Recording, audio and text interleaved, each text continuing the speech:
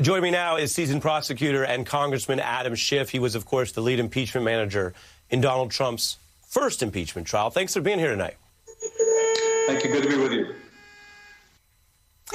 Great to have you. We can get into a lot of these legal arguments, what the Constitution says it means. I trust you and I will do that. But I want to begin with something more basic, a question that is on the mind of many Americans. Why would this time be any different than last? Well, look, this is a very different presidential abuse. And in this case, you don't need the imagination of senators to wonder what it would be like to be on the Ukraine front lines with Russia and have military aid withheld in order to help the President of the United States cheat in an election. These senators were there. They were on the front lines as that mob was tearing through the Capitol. They're firsthand witnesses, in addition to everything else. And the core of what the president did in trying to interfere with a peaceful transfer of power, as the House Manager brief says, if that's not impeachable to incite an insurrection against that peaceful transfer, then nothing would be. This is clearly what the founders had in mind when they provided that remedy. Do you think that Donald Trump acted in ways that make it a national security priority to prevent him from ever lawfully being president again, which is one of the remedies if there's a conviction? Absolutely. It was very apparent after the first trial that if he were left in office, that he would seek to cheat again, that he would do great damage to the country.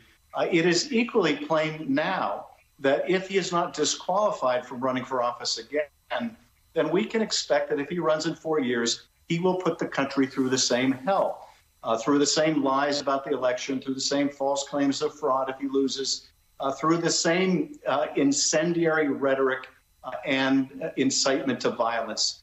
And that is a very direct threat to our country's security. And of course, it does immeasurable damage to our reputation abroad and the health of our democracy. How important is it, in your view, that the trial speak to the rest of the country? Because the attack of the 6th was an insurrection. It was violent. There'll be memorials tonight for one of the Capitol officers who died, among 5 total people.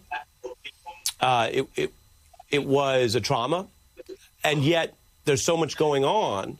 And people are, as you know, living through a recession and COVID and all this other stuff in 2021, that there's been a little bit of a mood of, OK, that was terrible, maybe we move right on. And yet next week, by virtue of this process, everyone's going to slow down and be hearing this again.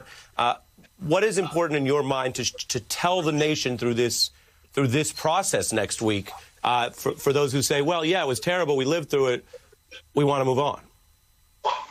Well, that's a very important question because the managers try this case not just to the senators, but perhaps even more importantly to the American people. And you don't start from the presumption that everyone knows all the facts. Indeed, we didn't start from the presumption that all the senators knew the facts in the last trial.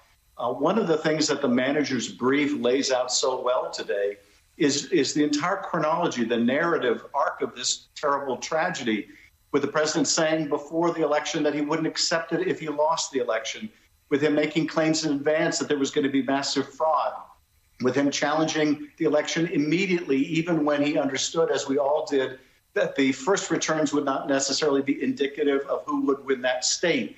His efforts to try to coerce local elections officials and then statewide election officials, his efforts in the courts all turned down, finally culminating in what he viewed as the last chance to stop the peaceful transfer of power, that is, bringing this mob into D.C., lighting the fuse, and setting this tragedy in motion.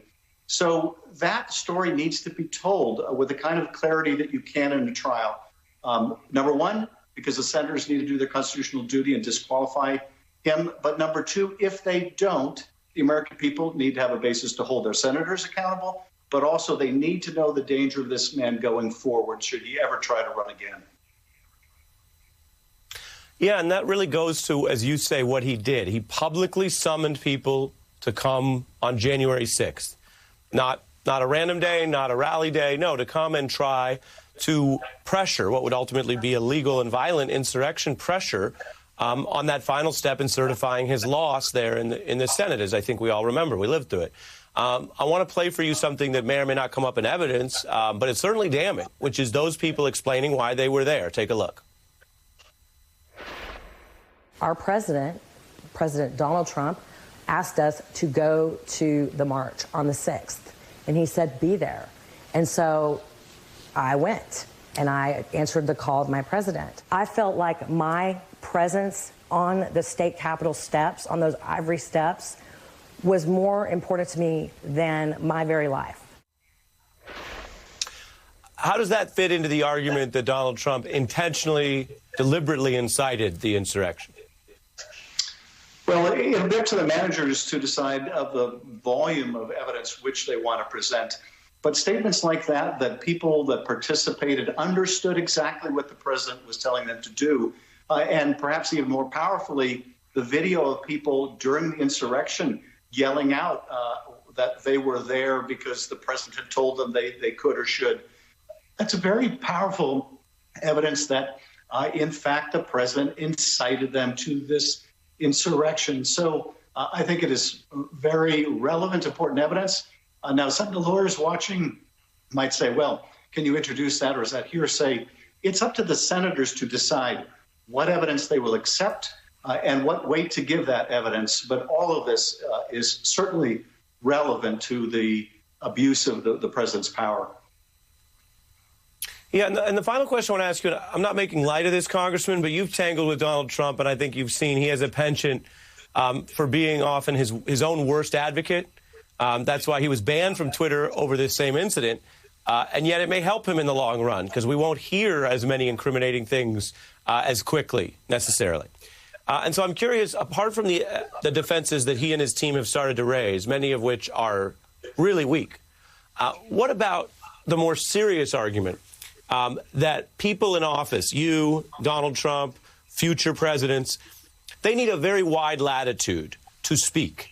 And that while this is not a traditional First Amendment case, and there are nuances to that, we have historically said that they can say all kinds of things, and that you really don't want to set too much of a precedent where words alone can convict, remove, or bar an official. Your response to that?